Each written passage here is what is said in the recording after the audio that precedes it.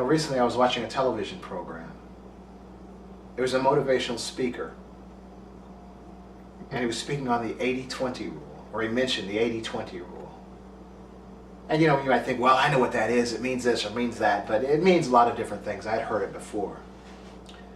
But the way this gentleman laid it out, I don't know if it was simply just that it was the right time for me to hear. A lot of times God has us in places where we experience the thing that we're supposed to experience for the particular time in our life, and things just seem to work out. And so I listened to this man, and he was talking about the 80-20 rule, and he said, most people in their closets, of all the clothes that they have in their closet, 80% of the clothes they never wear. And it's like studies have been done that 20% of the clothes in the closets that most people have, only 20% of the clothes they actually wear, and they wear over and over again. And so we have like 80% of the clothes in our closet are just sitting there. And we need to just get rid of those clothes. And he was going on to say that we need to find someone to give them to. Whenever you have surplus like that, we have surplus, give them away, give them to somebody. And it reminded me so much of the story when Jesus was talking to that rich young man who wanted to know, how he could have eternal life. And Jesus said to him, he said, do you follow the laws? And he began to spout off the laws. I've been doing this, I've been doing that, honoring my parents. I've been, doing all the things I'm supposed to do. And Jesus said, well, there's just one more thing you should do. He said, take everything that you own, sell everything that you own, and the money that you get, give to the poor. And then follow me. And the man couldn't do it because he had too much stuff. He had too much stuff. And it was very interesting because the story doesn't say take all the money that you have and give all your money to the poor. Which is the way we read it sometimes. That's the way I've always read it. But the story actually says take everything you own and sell it, and that money give to the poor. The Bible said the man shook his head, walked away, because he couldn't do it because he owned too much. He had too much stuff.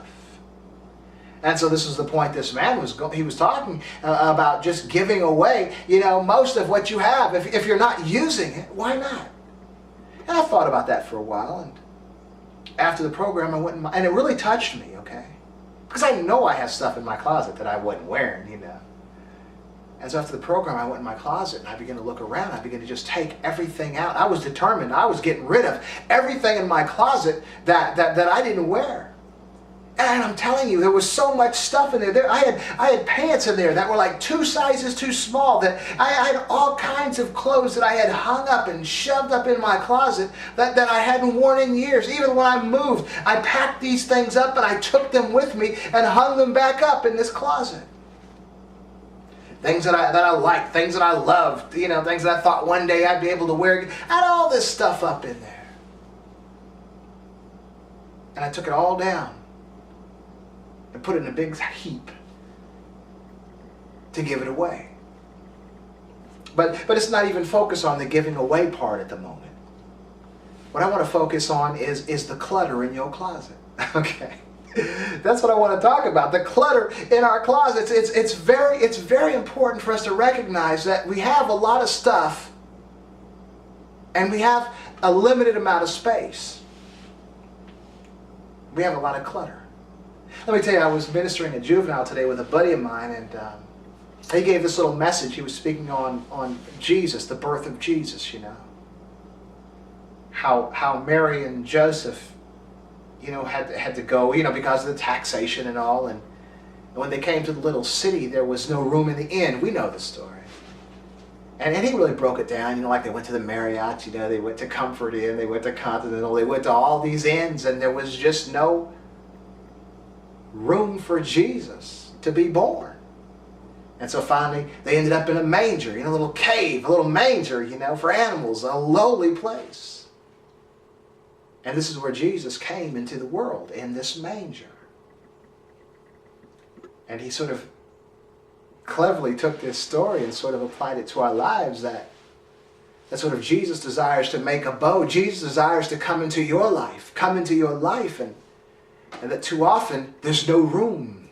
There's no room in the inn. There's no room for Jesus to come in because every space in our life has been filled, He was talking about the football games and our jobs and our extracurricular activities, and even church sometimes, church things. We have our lives crowded with so many things, there's no room for Jesus to come in. And oftentimes we find ourselves, in a time of depression, or in a time of hurt, or in a time of pain. A reality check, followed by trauma a lot of times. And it's at that point we consider Jesus and allow Jesus into our lives, and it's like how at that trauma or that negative point is like a low point in one's life, and that's sort of symbolized by this manger, by this very humble way that Jesus came to the world. Sometimes that's the only way that he can come into our lives when our lives have fallen apart.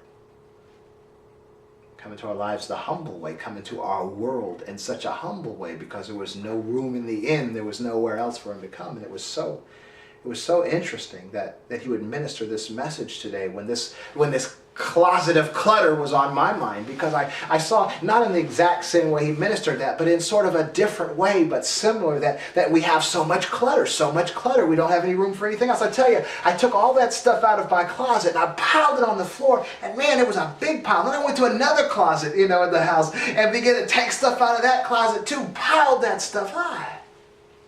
And what I want to share with you, very interesting, is that I had in my office, I have this couch.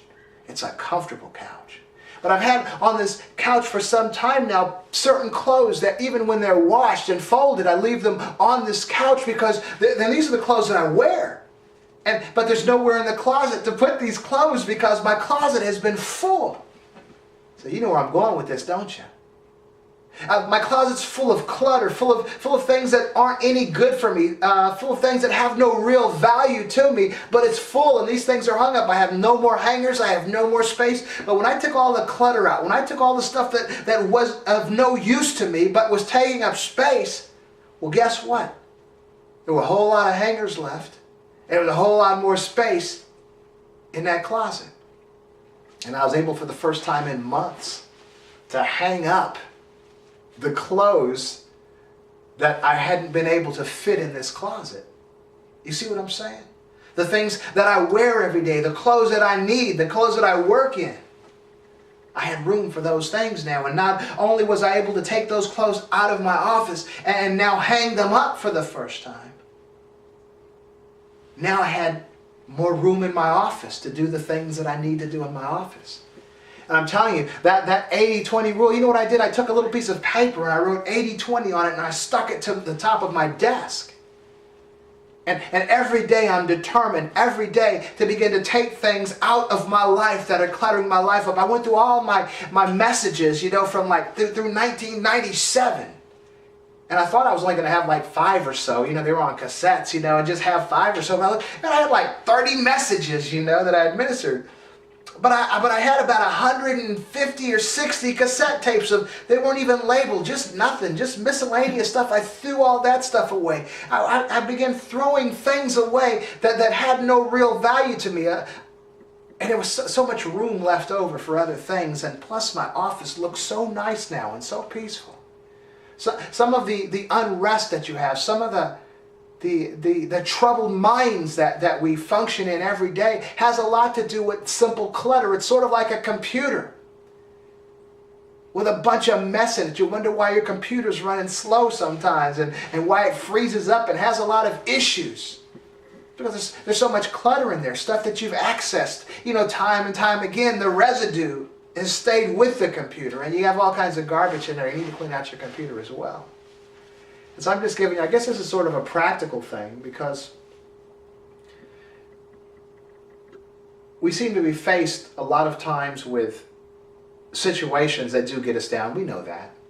As we find even in ministry, I mean, the religion is basically broken down into 2 aspects. The way I see it of ministry is evangelism, going out and telling people about Jesus and all. But to me, even more important than that, especially in this country, because who doesn't know about Jesus? Not too many.